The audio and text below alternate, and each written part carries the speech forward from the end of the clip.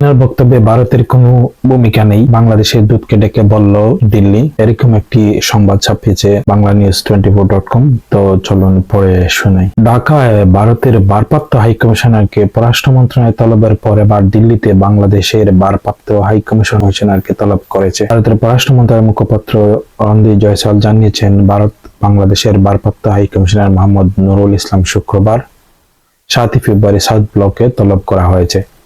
তাকে জানানো হয়েছে যে ভারত বাংলাদেশের সঙ্গে একটি ইতিবাচক, গঠনমূলক এবং পারস্পরিক সম্পর্ক চায়, যা সাম্প্রতিক উচ্চ পর্যায়ে বৈঠকে বেশ কয়েকবার পুনর্ব্যক্ত করা হয়েছে।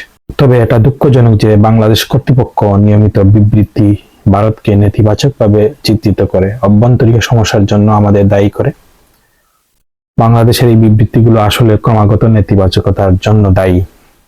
ছাত্র জনতার অভ্যুত্থানের ক্ষমতাচ্যুত হয়ে ভারতে পালিয়ে আশ্রয় নেওয়া শেখ হাসিনা সেখান থেকে বিভিন্ন বক্তব্য বিবৃতি দিচ্ছেন, সেখানে অভ্যুত্থানকারীরা বিরুদ্ধে উস্কানি ও বিদ্বেষ ছড়ানোর অভিযোগ করে আসছে ঢাকা।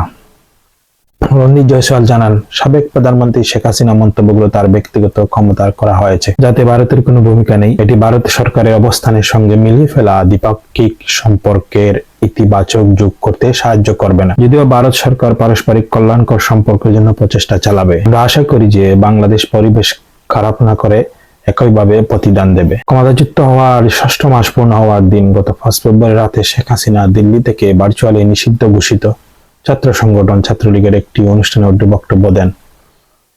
এ নিয়ে অভ্যুত্থানে অংশ নেওয়া ছাত্র জনতার মধ্যে তীব্র প্রতিক্রিয়া হয়। দিল্লিতে আশ্রিত হাসিনাকে বক্তব্য বিবৃতি থেকে বিরত রাখতে ভারতের উপর চাপ তৈরির আহ্বান জানান অভ্যুত্থানকারীরা। পরদিন বৃহস্পতিবার ঢাকায় ভারতের ভারপ্রাপ্ত হাইকমিশনারকে তলব করা হয়। পরে এ বিষয়ে পররাষ্ট্র উপদেষ্টা তৌহিদ হাসান জানান, আমরা ভারতের কাছে আগেও আহ্বান জানিয়েছিলাম তিনি শেখ হাসিনা যেন সেখান থেকে কোনো উস্কানিমূলক বক্তব্য না দেন। তিনি গতকাল আবার বক্তব্য দিয়ে জন্য ভারতের কাছে প্রতিবাদপত্র পাঠানো হয়েছে। এক প্রশ্নের উত্তরে উপদেষ্টা জানান, ভারত জানিয়েছে যে শেখ হাসিনা বিদেশি প্ল্যাটফর্ম যুক্তরাষ্ট্রের ব্যবহার করে বক্তব্য দিচ্ছেন। ভারতের কোনো প্ল্যাটফর্ম ব্যবহার করে তিনি বক্তব্য দিচ্ছেন না।